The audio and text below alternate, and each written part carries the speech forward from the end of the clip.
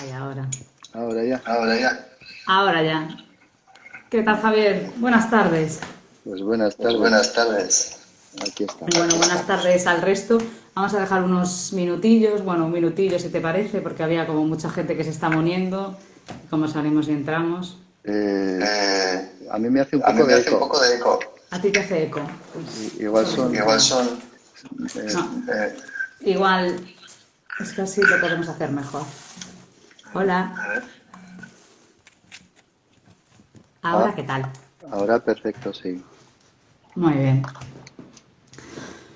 Bueno, pues nada, aquí te saluda, no sé si podéis ver los comentarios. Sí, puedo ver, sí.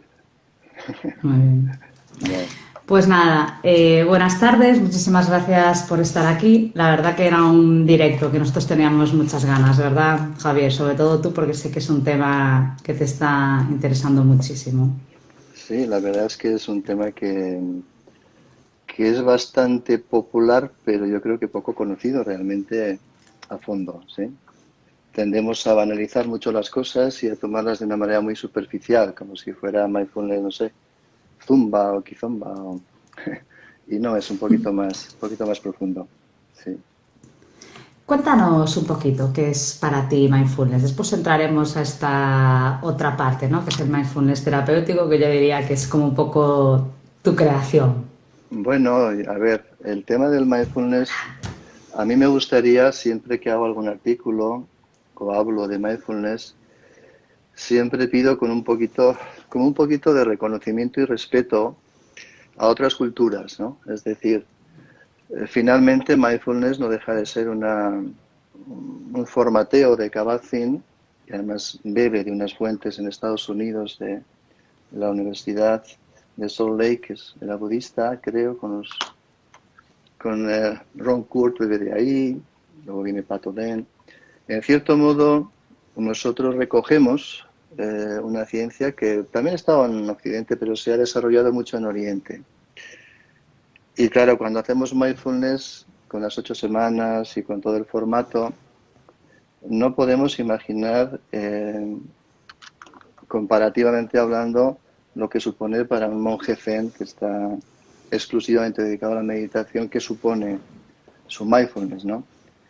Otra cosa es el uso de digamos, de este ejercicio de atención plena, que en aquel caso era más espiritual, en este caso es más, digamos, centrado en la salud y centrado en el bienestar, incluso en la parte terapéutica, pero es bueno recordar que los occidentales tendemos a patentar cualquier planta que vemos en el Amazonas y es que nos creemos que la hemos inventado, ¿eh?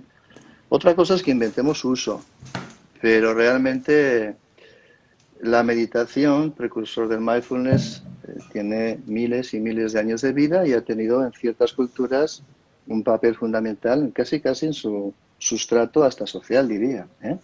Pero desde luego sí espiritual. Por eso es bueno recordar que de dónde proviene la herramienta y no adjudicarnos siempre todo lo que hacemos, porque no es así, ¿eh? A veces me pondré las gafas porque te quiero ver un poco más, un poco menos. No te preocupes. Hablando de gafas, a mí sí me gustaría que explicases qué es para ti este concepto de atención plena. Porque como tú bien dices, efectivamente hay muchísimas terapias que de un o otro modo hablan de atención plena y yo diría que desde mindfulness es algo un poco distinto. Bueno, a ver, la meditación en origen y el mindfulness occidental hoy, al final son ejercicios de atención dirigida, ¿sí? Cuyo objetivo, por lo menos en Oriente, tenía un objetivo de llegar a un estado, ¿sí? Aquí somos un poquito más pretenciosos y creemos que simplemente por hacer un ratito vamos a tener ese estado. Pero en definitiva se trata de desarrollar un aspecto de mi cerebro que tiene la capacidad de hacerse mapas de sí mismo. Es decir, no es un invento esotérico ni espiritual de gente que está en un monasterio. La divulgación de Siegel, la divulgación de toda esta gente, la Shore, cuando le ponen, digamos, el marchamo neurobiológico al hecho de la atención plena, estamos hablando concretamente del prefrontal medial, estamos hablando del supraorbital, donde él se recibe ese disparo límbico, ¿verdad? Amigdaliano, de miedo, de las emociones.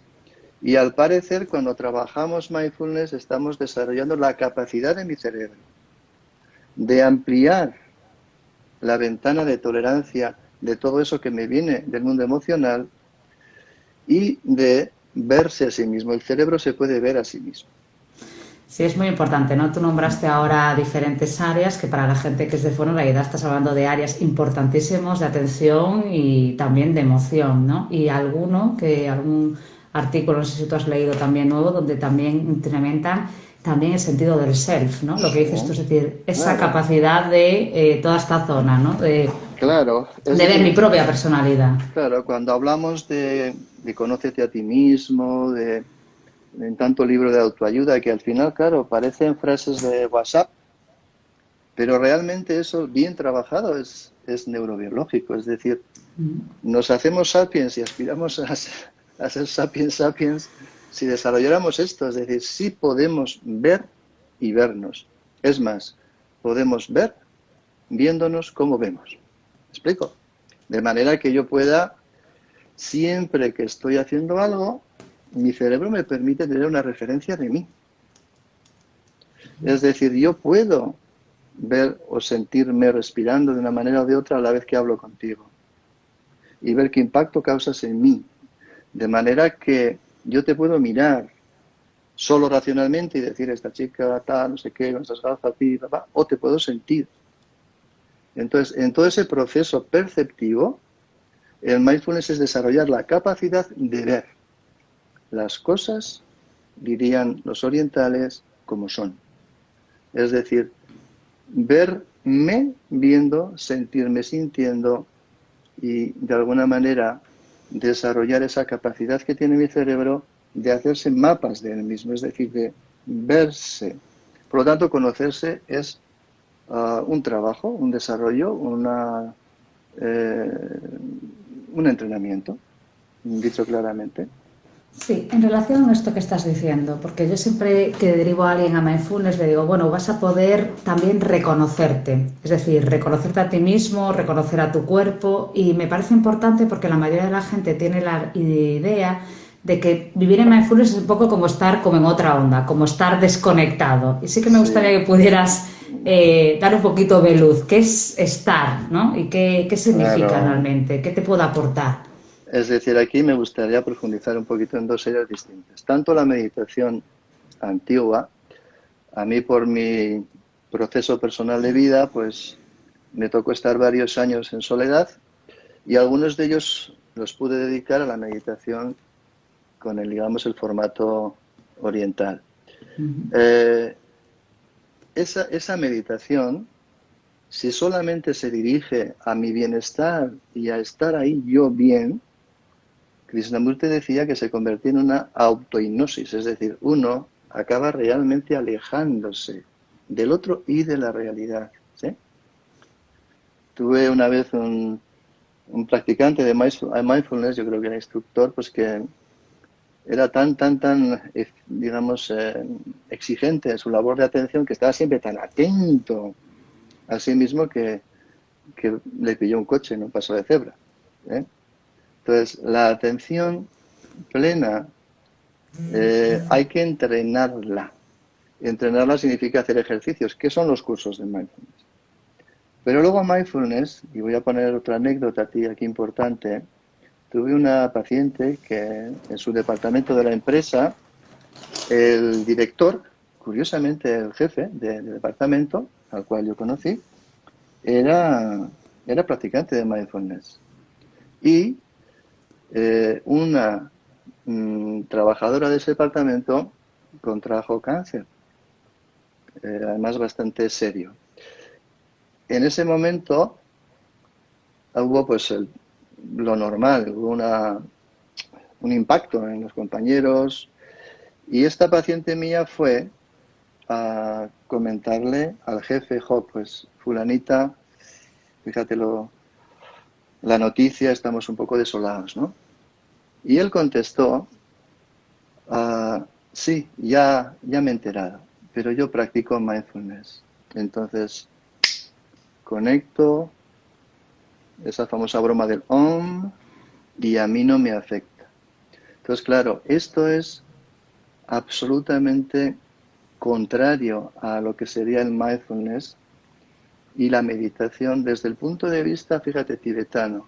Es decir, yo no vengo al mundo para flipar y autohipnotizarme y ser como una, no sé, un vestido blanco, un gurú y que nada me afecte. No hago mindfulness para estar bien ese rato. Hago mindfulness para desarrollar la conciencia de mí mismo y, por supuesto, en el entorno. De manera que lo que va a hacer el mindfulness es hacerme consciente de mis procesos internos. Desarrolla ese self que dices, ¿sí? Y una vez que me hago consciente de mis procesos internos sensoriales, emocionales y cognitivos, de alguna manera voy a poder, digamos, regularlos, gestionarlos en su momento o sanarlos si hubiera alguna disfunción. Entonces, mindfulness es todo menos alejarme de la realidad y del otro. Stephen Porges, al cual conoces y tuvimos cierta amistad, me decía un día en broma que los americanos practicantes de mindfulness eran los americanos menos compasivos.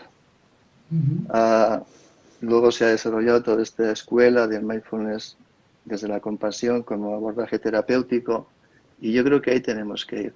Por lo tanto, la idea de estar todo zen es la acepción superficial, naif, iba a decir un poco instagramera, También.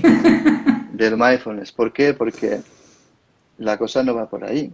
Es decir, había una paciente que era muy así y entonces me decía, sí, doctor, yo llego a casa todo zen, pero es que veo a mi marido y vuelan los platos, claro. Pues ahí estamos hablando de eso, ¿verdad? Yo te agradezco que lo digas, sí, porque hay mucha gente que sí que tiene lo que tú dices, ¿no? Una historia con el mindfulness que parece que somos como un poquito psicópatas, ¿no? Es como yo estoy ahí, en mi Claro. onda, nada me afecta y sobre todo para los pacientes graves que lo practican, yo eso siempre se lo digo, ¿no? La idea de no, mira, todo te afecta. La única diferencia es que ahora puedes empezar a darte cuenta cómo y Eh, dónde. eso es. Eso es. Es decir, si haces mindfulness no te van a dejar de doler las muelas, ni te va a dejar de doler si la novia te deja, ¿sí? Si no, claro, tenemos un peligro y tú y yo trabajamos con disociación. Y yo he vivido eso porque, por mi historia también, pues he vivido una vida bastante dura y he tenido mis momentos de disociación.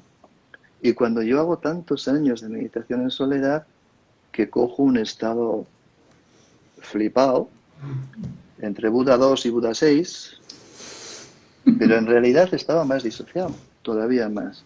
Porque digamos, este ejercicio atencional, si solo es para mi propio bienestar, ¿sí? Me va a separar del otro, repito, pero lo peor es que te va a separar de la realidad. ¿Sí? Y bueno, tendrás momentos pues hermosos de relajación, pero te va a afectar exactamente igual cuando la vecina que te llevas más se enfada. Aquí tengo una anécdota muy graciosa de una señora que era también muy así, se fue a la India, esto es real, ¿eh? Y estuvo en un ashram allá haciendo meditación y volvió a casa y fue a ver a su madre.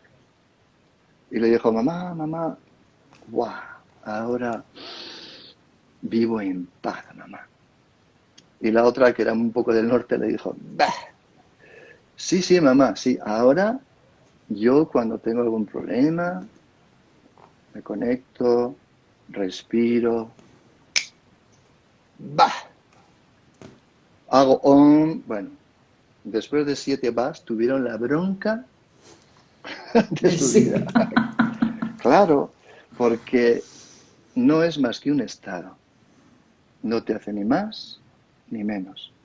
Si eres humilde y vas viéndote, bueno, te hace más conocedor de ti mismo. Con lo cual, como bien has apuntado tú, lo que vivas lo vas a ver con más perspectiva, lo vas a ver, digamos, con más, yo diría humildad incluso, porque sabes que no eres perfecto. De manera que cuando a mí me dice, yo me he trabajado mucho, la gente con mindfulness me asusta bastante. Porque yo les digo, bueno, yo he comprobado, meditando mucho, que soy el mismo desastre de antes, pero un poquito más aceptado. Es decir, en mi conocimiento voy aceptando mis limitaciones y de alguna manera eso va produciendo una integración. Ya hablaremos luego de la integración sigeliana, horizontal, vertical. Por lo tanto, el concepto es... Coméntalo ahora, porque si no la gente se va, yo creo que Sí. perder, y después ya además te voy a preguntar un poco por el mindfulness terapéutico. A ver, Perdón un sí, momento, sí, Jorge, lo subiremos para verlo entero. No os preocupéis para todos, que va a quedar grabado, lo podéis ver en Instagram o en YouTube, después os lo subiremos. sí. Es decir, sigue el habla de la doble integración, tanto vertical como horizontal. Y de alguna manera él plantea que nosotros somos ese cerebro triuno donde hay un ascensor, ¿verdad? Y de ese ascensor, pues nosotros podemos sentir una sensación.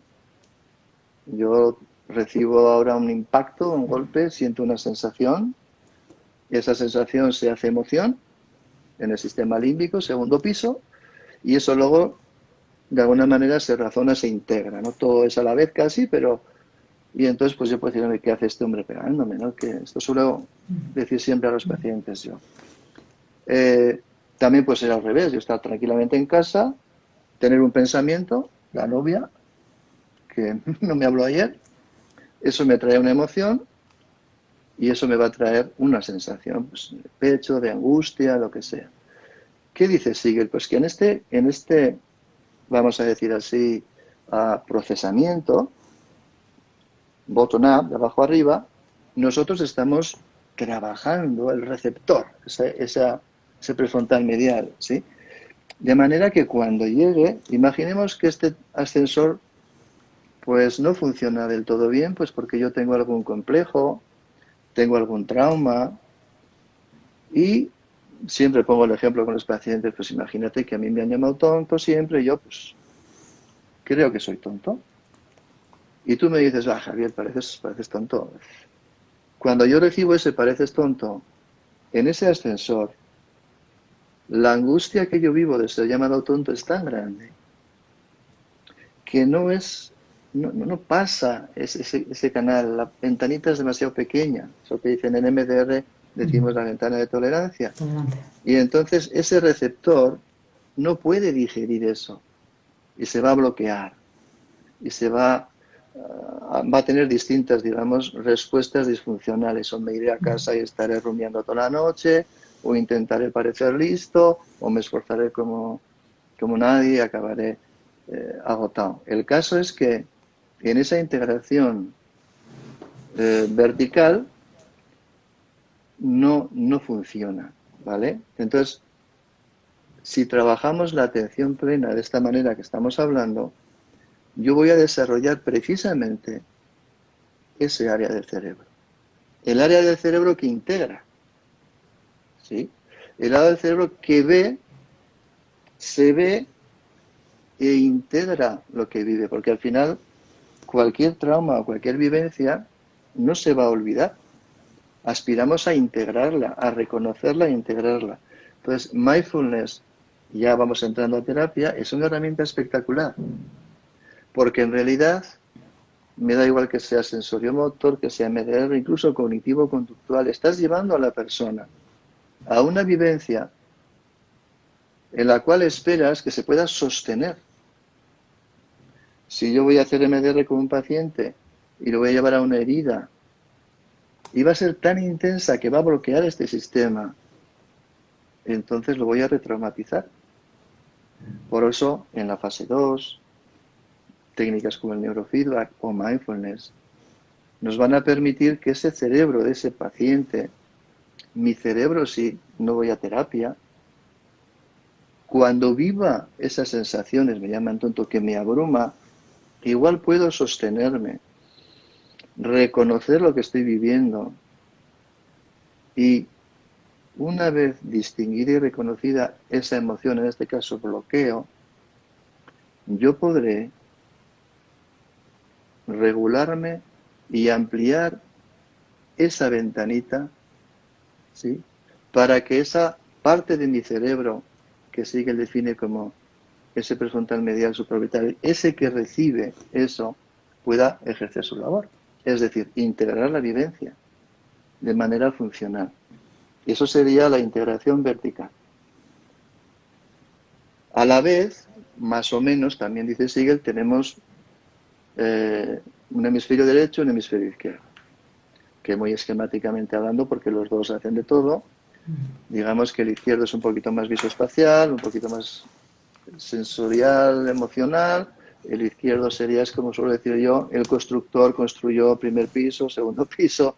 Cuando llegó el tercero empezó por la derecha y digamos la escalera izquierda, pues es ya cuando el cerebro llega a esa función cognitivo, formal, racional, que ya lleva un tiempo eso, ¿verdad?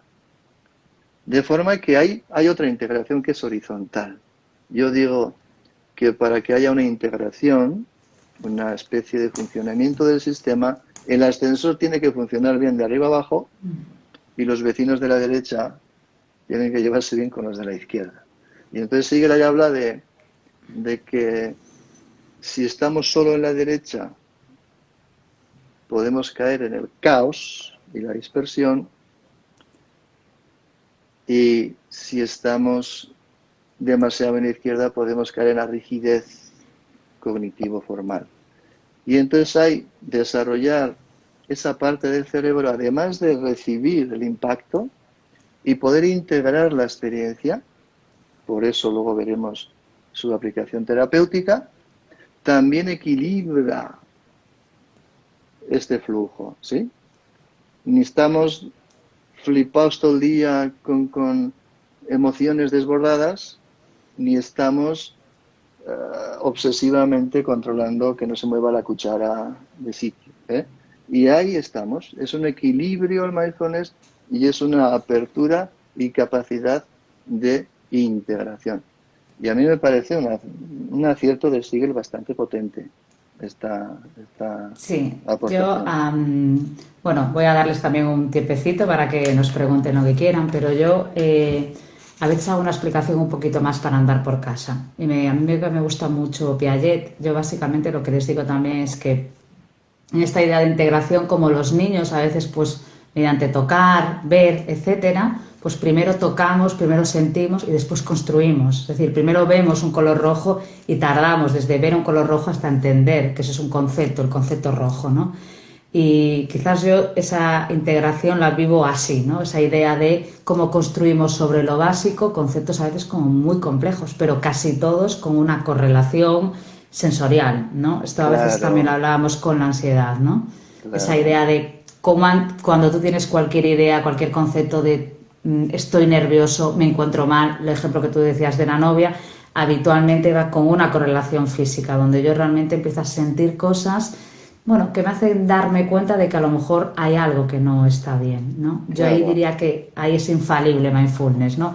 Para que esa base, por lo menos sensorial, claro. se Es pueda... que esta parte sensorial es muy importante. Y además con la vida que llevamos tan mental, cada vez estamos más lejos de eso. Sí. Yo suelo poner un ejemplo también con, claro, cómo procesa el cerebro. Claro, yo les digo a la gente, en la meditación aquella oriental se buscaba una percepción directa, se decía, sensorial. Y yo siempre pongo un ejemplo, es que si están aquí gente que me ha visto, pues lo habrá escuchado muchas veces.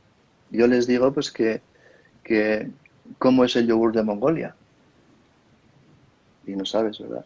Pero si te digo que es ¿No? parecido al griego, te harás una idea, pero no sabrás lo que es el yogur de Mongolia. Entonces, cuando nosotros nos dan un yogur de Mongolia que no lo tenemos en el ordenador, ¿qué hace mi cerebro? Percibe sensorialmente, bottom up, de abajo arriba. y se va a fijar en la textura, en el sabor, que eso es sensorial y eso va a llegar en ese ascensor al segundo piso y ¿me gusta o no me gusta? Y luego llegará arriba y coño, yogur de Mongolia. Entonces, ese procesamiento es de abajo arriba, de manera que es totalmente vivo, es intenso, es cromático, de sabor, textura. Claro, después de comer unos cuantos yogures de Mongolia, pues, ¿quieres yogur de Mongolia? Ya está el icono y ya el procesamiento es de arriba abajo. No me gusta, sí me gusta. Claro, esto, que siempre hago la broma también, cuando te enamoras, pues es de abajo arriba, ¿sabes? ¿Eh? Todo es intenso, todo es... Claro, después de verlo al marido 30 años, pues es de arriba abajo, ¿eh? Ya no produce esa percepción de abajo arriba. Entonces el mindfulness en realidad sería un intento, lo que pasa es que aquí no practicamos mucho, un intento de percepción así. Es decir, de la simplificación, como has dicho tú bien, hasta el punto sensorial. De manera que yo te vea a ti e intente, al menos intente verte nueva, ¿sí? Sentirte, vivirte. Y eso es lo que hoy falla mucho, porque estamos tan hipertrofiados desde arriba, ¿sí? Que a la gente le cuesta muchísimo reconocer sus emociones. Mucha gente no sabe ni lo que son, no saben realmente. Y te dicen, ¿es normal llorar? Se le ha muerto la madre. Pues sí. ¿No es depresión? Pues no, es una emoción que es secundaria a una pérdida tremenda. Entonces, mindfulness en la práctica es muy sencillo porque va a lo sensorial. Va al cuerpo, en el cuerpo con mucha paciencia vamos viendo cómo estoy, eso vemos con la respiración, vemos con la tensión. Una vez que yo voy viendo mi cuerpo, veo ante cualquier incidencia cómo se activa mi ventilación y voy poco a poco reconociéndome, pero desde, como bien dices, desde lo más físico. Sí, muy sencillo y muy potente, ¿no? Quiero decir, yo después, si me permite, sí que me gustaría también comentar mi experiencia, ¿vale? Como paciente asistente también a uno de tus grupos, que me parece como bastante interesante. Sí me gustaría que tú comentaras cuál es la diferencia con mindfulness terapéutico, es decir, cuál es la diferencia entre uno y otro. Y después Bueno, te hago otra pregunta, para no... a ver, no es que haya una gran diferencia en cuanto a la técnica. La técnica es la misma. Aquí tiene que ver un poco como todo en la vida. Pues cada uno, digamos, hace, vive y ofrece lo que le ha tocado, ¿no? Y entonces a mí, pues, repito, por experiencia de vida me ha tocado esa soledad y esa práctica de la meditación, que no es normal aquí. Y luego cuando yo ya empiezo a hacer terapia, también un poco de rebote, hay, hay compañeros que me dicen, ¿y cómo trabajas tú? Y como no sabía cómo explicarles, pues me dijeron, pues ¿por qué no haces un curso de varios días de mindfulness? Y es ahí donde yo empiezo unos cursos que hacemos de 4 días, que entonces eran con diapositivas y todo, quiero decir que era... Y entonces yo ahí voy generando escenarios en un contexto muy, muy, muy recogido, en un contexto de mucho respeto, donde se afloran emociones. Y entonces me di cuenta la enorme potencia de estar en mindfulness cuando aflora esa emoción. Y que la persona le pille en ese estado, en un grupo además que le recoge, muy importante esto, no se trata de descarnar a la persona, sino... Entonces, claro, ahí yo me doy cuenta que mi intuición de que el estado mindful puede ser para el terapeuta, sobre todo en trauma, una herramienta increíble. Porque la persona, como bien dices tú, si ya ha reconocido un poco su ser y sabe su funcionamiento, cuando vaya a hacer terapia, o los que no hagan terapia, cuando vayan a la vida, se van a sostener mucho más. Hoy me decía una chica, le ha pasado lo mismo de siempre con un familiar, en junio del año pasado, en ese encontronazo, ella entró en pánico y casi la tuvimos que sacar porque no se podía mover. Ahora ha ido con ilusión, se ha encontrado con el mismo rechazo, pero la respuesta ha sido completamente distinta. Se ha sostenido, ha sufrido, ¿eh? Mindfulness no quiere decir que no pases la emoción, pero ella se ha sostenido. ¿Qué cambia? El impacto, ¿no? Si hay tristeza, habrá tristeza, si hay dolor, pero la respuesta sí. De manera que la respuesta mindful a la misma experiencia de herida, de trauma, es distinta.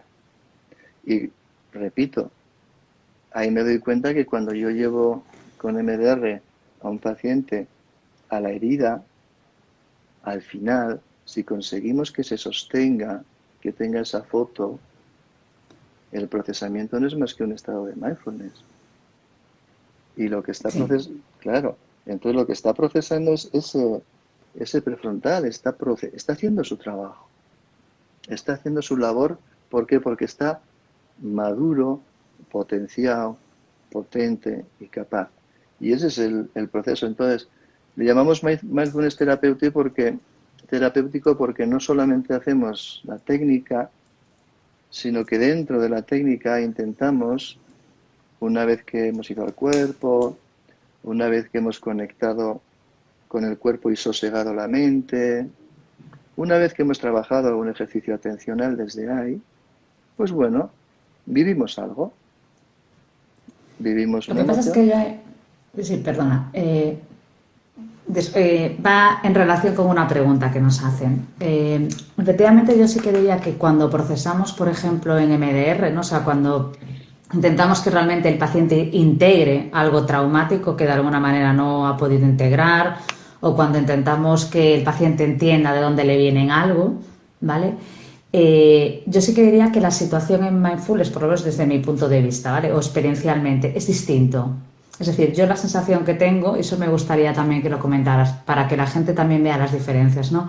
Hay veces que en MDR puedes salir de eso, es decir, MDR es una terapia para la gente que no lo conozca, que simplemente lo que no es poco para nada, procesa el trauma, es decir, intenta, por así decirlo, como recolocar información, a veces traumática, a veces eventos, a veces imágenes, recuerdos que uno de alguna manera como que no puede digerir, intentar como digerirla. Claro, para mí mindfulness es un poco diferente en el sentido de esta historia que se dice de vete y suéltalo, ¿no? Es decir, es como un proceso, yo diría, como radicalmente distinto. No sé tú qué opinas, ¿no? En esa idea de... Sí, es decir, mindfulness terapéutico, como cualquier otro abordaje, tiene que ser entendido bien, con humildad también. Es decir, si yo hablaba con mis maestros tibetanos, a veces intentaba hablarles de psicología, me ponían una cara de póker y les parecía la tontería más grande del mundo, porque ellos suéltalo, ¿sí? Claro, efectivamente, yo no curo trauma con mindfulness y jamás diré eso, ¿sí? Digo que es una herramienta terapéutica complementaria enormemente válida para trabajar trauma, ¿ok?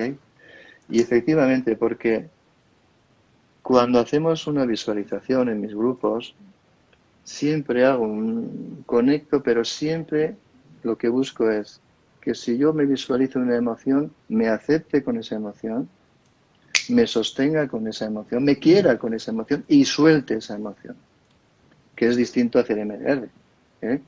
Porque Lo digo porque en ese sentido, no sé si tú estás de acuerdo, pero incluso en mindfulness a veces ayuda incluso para los pacientes más graves, ¿no? O para la gente que realmente diga, esto yo no lo puedo tolerar, ¿no? Es que esa idea de soltar a mí me parece fundamental. Y de hecho, en muchos procesamientos de MDR tenemos que soltar también, es decir, quédate ahí, vamos a, ¿vale? Recolocarte o con cualquier otra terapia, ¿no? Eso es. No, a nosotros nos derivan, a mí me derivan mucho de la CUN, la clínica universitaria, pues bipolares, psicóticos, obviamente no esperan que nosotros sanemos una psicosis, pero sí que se consiga este fenómeno. Entonces, el fenómeno lo has explicado bien.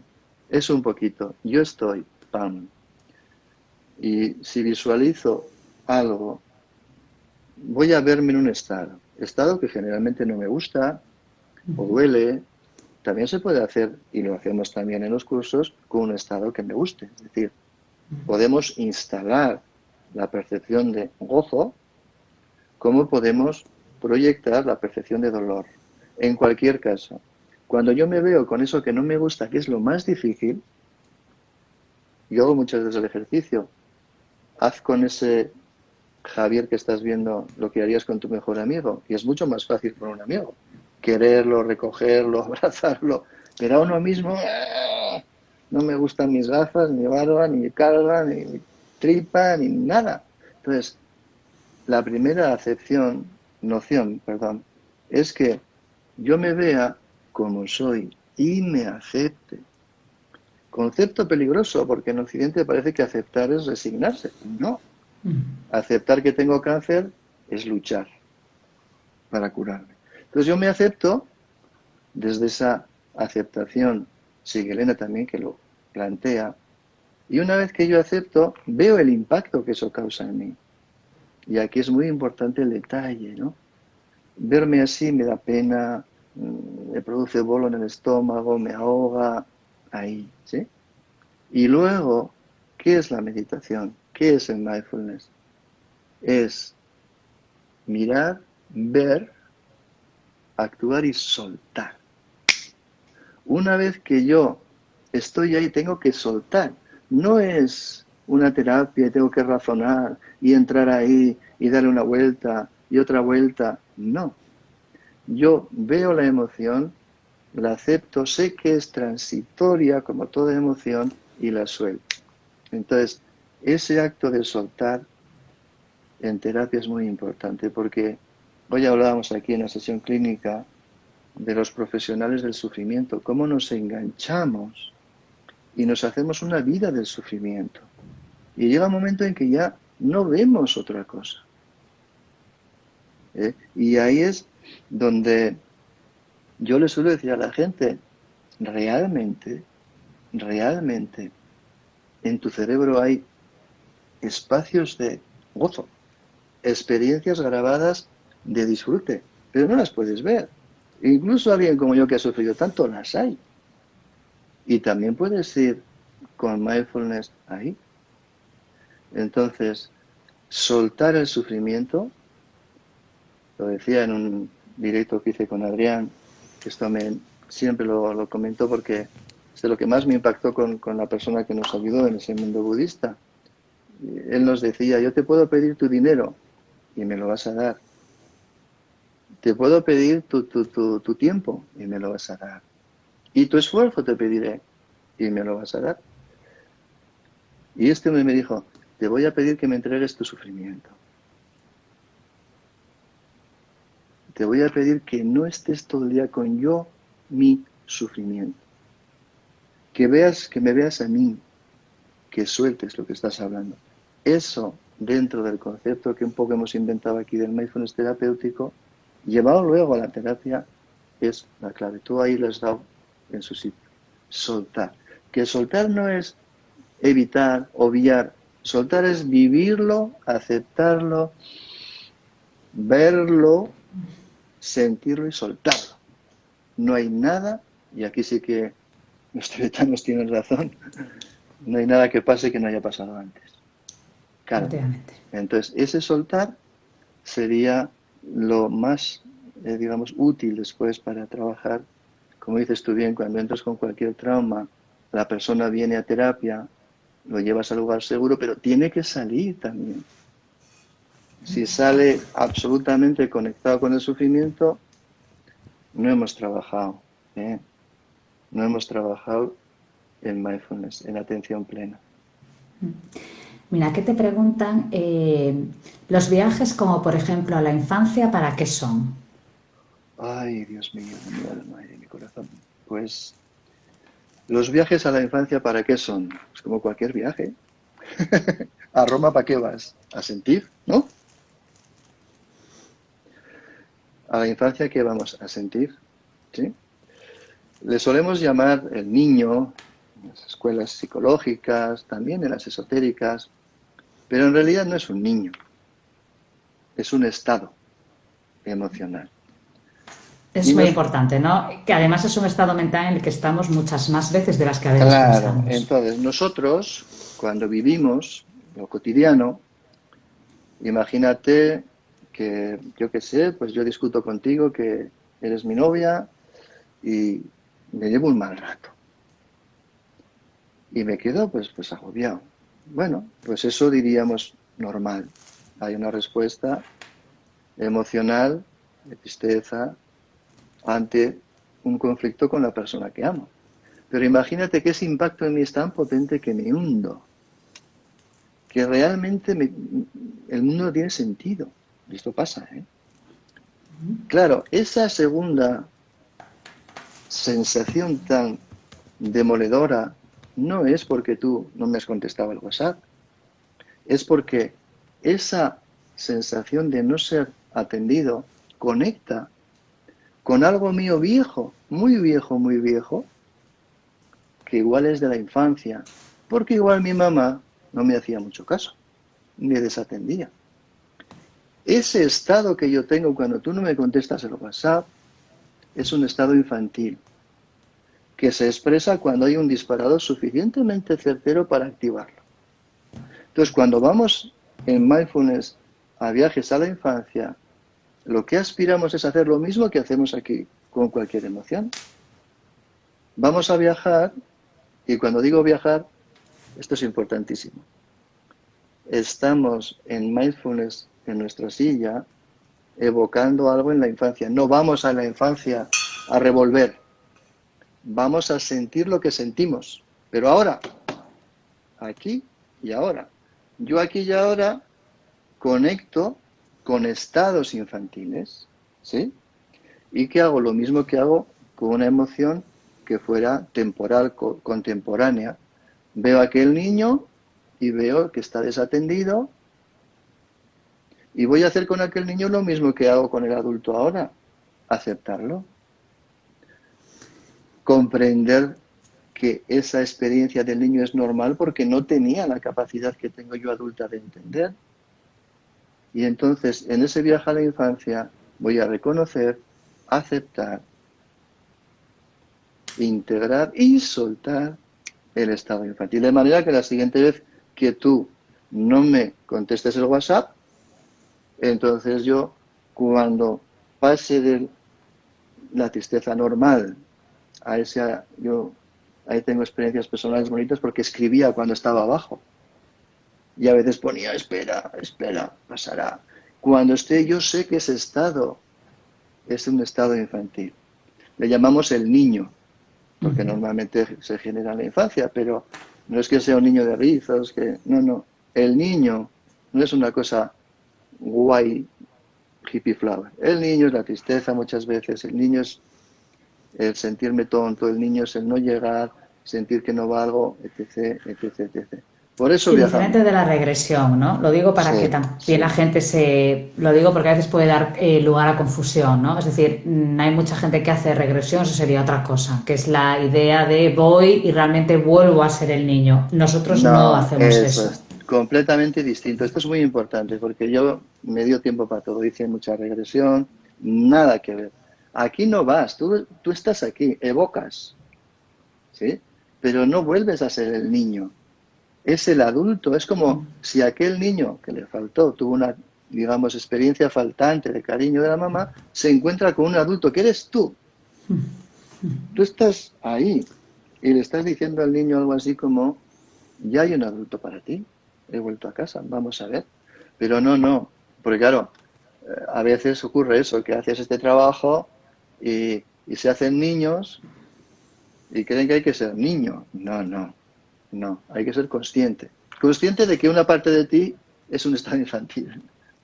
Es uno Eso de es los así. grandes duelos, ¿no? Que lo que no fue no puede ser.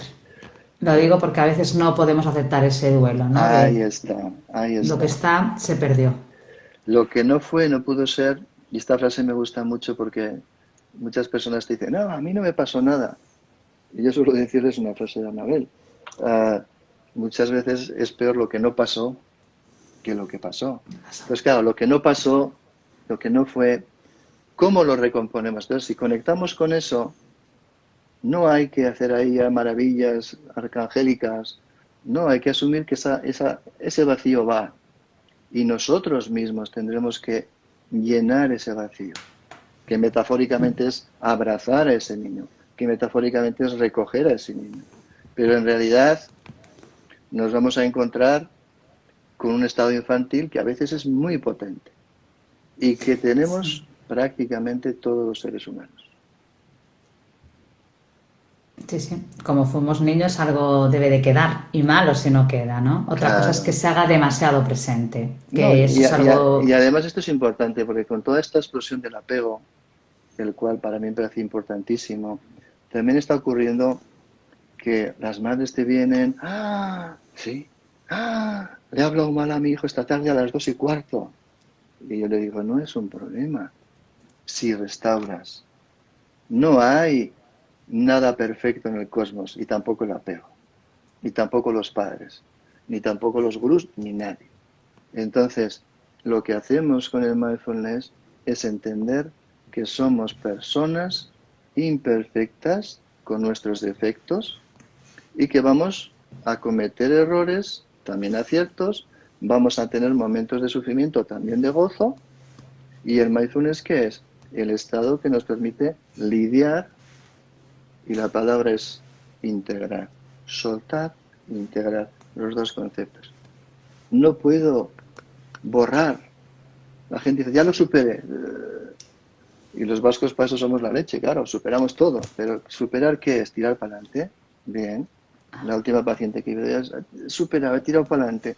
Pero al final ha aparecido un miedo anticipatorio bestial. ¿Por qué? Porque por algún lado rompe, ¿no? Entonces, ese estado infantil, si no se integra, si no se restaura, en cierto modo, pues va a estar ahí eternamente. ¿Okay? Sí. Es muy importante, ¿no? Hay un psicoanalista, yo que soy mucho de ese palo, que también habla de que dice que hay que ser suficientemente buena y mala madre a la vez, ¿no? Es decir, a veces hay que dejar Exactamente. también en la falta a los niños para que no los dejes a veces descuidados, ¿no? Bueno, los niños están en el mundo.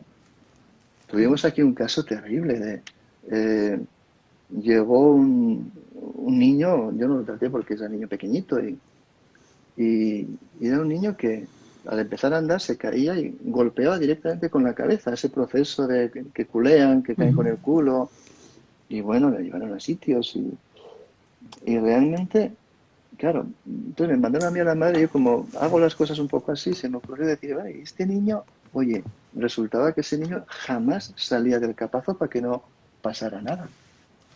O sea, no desarrolló ninguna explosión neuronal de nada, no gateó, no. Entonces, claro, como dice este chico muy bien, el mamá y el papá son la vida.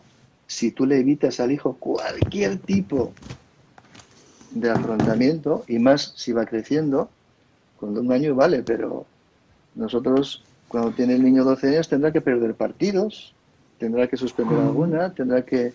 Y los padres, Vivir. tendrán que enfadarse los papás.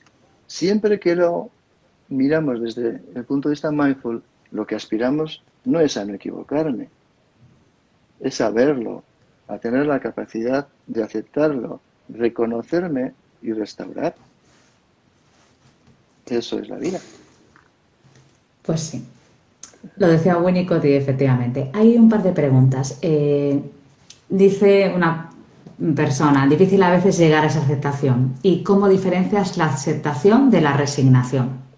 Bueno, yo siempre digo a los pacientes, ¿no? Llueve. ¿Cómo aceptas que llueve? La aceptación no tiene ninguna connotación, ninguna. Es simplemente la confirmación de la realidad. Es decir, ya está. ¿Hay COVID? Sí. No me gusta, me parece mal, que injusticia hay. Pues ya está. Entonces, la aceptación desde la meditación es algo tan sencillo como ver las cosas como son. No tiene nada que ver con la resignación. Claro, si yo tengo cáncer y voy a morir, muchísimas personas, la mayoría, pues hay una aceptación. Y yo creo que, por mi experiencia, mueren en paz. ¿Por qué? ¿Eso es una resignación o es una aceptación? siempre que hay aceptación consciente, viene después la, digamos, sanación, la restauración, la lucha. La lucha. Que yo acepte que tengo cojera implica de verdad que voy a hacer rehabilitación. No es como soy cojo, entonces... No, no, no, no. A ver, la vida de la meditación en el mundo tibetano era muy dura, ¿eh? No tenía nada que ver con las ñoñadas de aquí. No, no, aquello era siempre al límite. ¿Por qué? Porque se trataba de mantenerte, sostenerte consciente en situaciones exigentes. No. Entonces, la aceptación es algo tan sencillo como si llueve, paraguas. Bueno, pues ir sin paraguas, pero llueve. ¿Y lo otro cuál Sí, era? eso a veces en los terapeutas, sobre todo lo que dices tú, ¿no? Yo diría que con la ola del apego es verdad que a veces hay mucha gente, yo digo a veces que están blanditos. ¿En qué sentido? En que es como si todo fuera proteger, cuidar, y a veces eso nos hace más débiles, ¿no? En el sentido de a veces tenemos que aceptar la ruda realidad que nos lleva. Bueno, Y yo eso a sé. veces A lo ver, discutía antes con una compañera, ¿no? Que ella me decía, bueno, yo en mi vida yo no acepto lo que me ha pasado porque no tengo que vivir con ello. Bueno, vale. A ver, el apego es fundamental, es una revolución fundamental. necesaria. Pero bueno, va un poco con edades también, ¿no? Hablando de Piaget, quiere decir que no es lo mismo la noción de, de mimo seguridad a los 2 años que a los 11 cuando tienes que explorar, ¿no? Entonces, eso es un tema lógico. A los 11 si lo tengo en casa, abrazado, pues vamos a hacer digamos, un mal uso del apego. Eso está claro. Ahora, ah, esta blandura que dices, yo creo que... Durante, entiéndeseme bien, ¿no? Sí, Quiero sí, decir, sí. no, no me... Pero eso tiene más que ver con la cultura también de ahora, ¿no? Es decir, si coge el apego, esta cultura de que yo tengo que estar siempre bien, nada tiene que doler, el apego, he entendido así, es un peligro, sí, porque volvemos otra vez a mal interpretar la realidad, y la realidad hay que vivirla.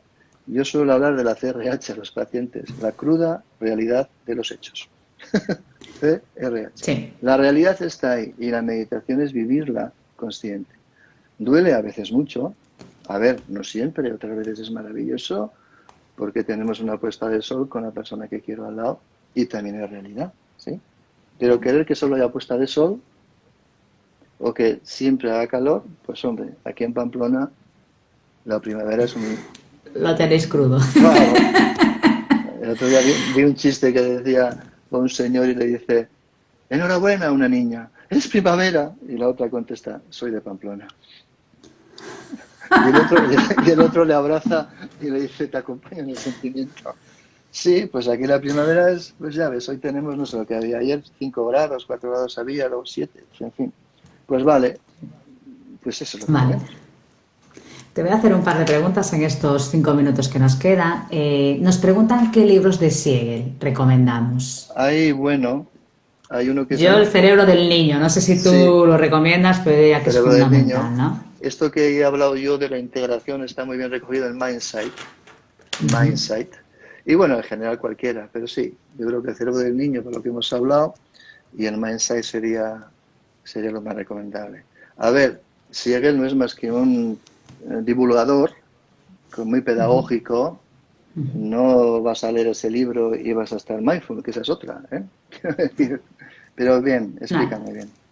Muy bien. Aquí nos pregunta, ¿cómo es posible que en la vida adulta y más según se cumplen años el trauma pueda estar más presente e incluso tener nuevas imágenes? Pues aquí podemos hablar los dos, ¿no? Y yo quiero decir que yo creo que lo que no se resuelve, tanto los rasgos de la personalidad como los traumas no resueltos, con la edad van cogiendo sabor añejo. Es decir, si tú tienes mal genio a los 20 y no te lo miras, a los 40 tienes una mala leche y a los 60 me quedo. Es decir, nosotros tendemos a la cristalización y el trauma también. Entonces, claro, si yo estoy muy ocupado, soy exitoso y todo me va bien, el trauma seguramente va a estar más por ahí abajo, agazapado. Pero luego llega la edad, llega el no puedo, llega el mirar a la pared y ahí va a salir con mucha fuerza. Por eso es tan importante el trabajo personal, tan importante, porque si no, vamos a terminar siendo una caricatura cristalizada de nuestro dolor, de nuestro genio, de nuestra tristeza, y eso nunca, nunca queda igual. Esto es como todo en la vida, o va para abajo o va para arriba, ¿eh? Entonces Yo tienes también tengo otra opinión optimista, ¿no? En el sentido de que también es cierto de que a veces cuando tú puedes estar seguro es cuando también puede aflorar el trauma. Lo digo porque a veces pensamos en el trauma como algo negativo y en realidad nos ha salvado muchas veces lo que tuvimos que hacer, sea lo que sea, desconectarme, bloquearlo, sufrirlo para vivir. Y yo siempre cuando la gente a veces viene asustada y te dice esto, ¿no? Es que ahora estoy peor que nunca. Yo era consciente, pero antes no me importaba. Ahora me importa mucho más. También es porque a lo mejor estás mejor, ¿no? Y también porque a veces el trauma, y tú eso también lo sabes, claro, depende con qué se relacione tu trauma, vamos también teniendo nuevas acciones. A veces la claro, maternidad puede eso revivir es, nuestro trauma o a veces que cualquier cosa. muera alguien puede revivir nuestro trauma, ¿no? O sea, la vida O una película.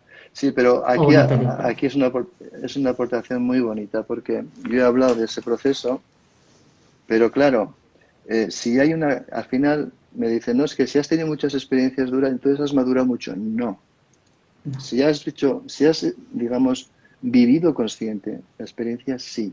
Entonces lo que dice esto es alguien que por motivos de vida, a veces una enfermedad que te para, a veces algo que te deslumbra, a veces incluso un parón como el COVID, cuando estuvimos cerrados, hace que pares y en ese momento, ¡bum!, ves. Eso es bueno. Como, mira, los tibetanos solían decir, la conciencia nunca se ve obligada a integrar nada para lo que no esté preparada. Muy Así que bonito. les decimos a los pacientes que cuando llega eso es porque estás preparado. Si no, no Sí, llega. y yo lo creo firmemente. Eso es.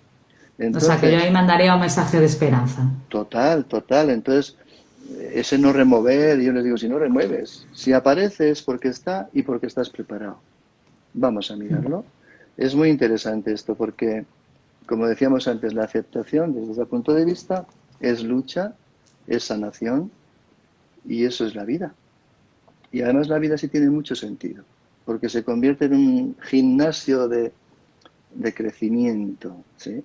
De, coño, de eso que a mí antes me costaba sentir, ahora lloro con mis papás ahí con sus cenizas y es para mí un bálsamo.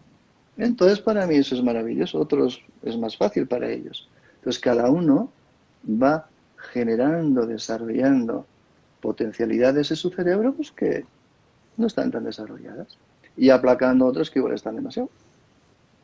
Bueno, También nos dice ya para terminar, quizás la clave, otra persona, es el no juicio en la observación. absolutamente. Meditación es mirar sin juicio. Ya, Dicen, vamos tan deprisa porque si paramos salen todos los demonios que no queremos ver. literalmente también, literalmente. Es así. Y por eso la meditación, cuando se hacía mucho tiempo, es peligrosa, porque vives todos tus demonios en soledad. Y por eso muchos meditadores de conventos acaban un poquito Fuera dañados. de la realidad. Claro, no, pero con mucho dolor, porque se va la olla, no, no. Vives todo tu laberinto mental, tu infierno mental, tus demonios. Y claro, si no está recogido, si no sabes lo que haces, es peligroso. Nos van a echar, Javier. ¿Qué nos dirías para despedirte? Para despedir, que hay que vivir, a como viene, pero hay que vivir. Hay que vivir. Consciente, pero hay que vivir. La terapia es vivir. Ese es el Sí. mensaje de optimismo. Pues muy bien. Bueno, muchísimas gracias, Javier. A Como ti. siempre ha sido un placer.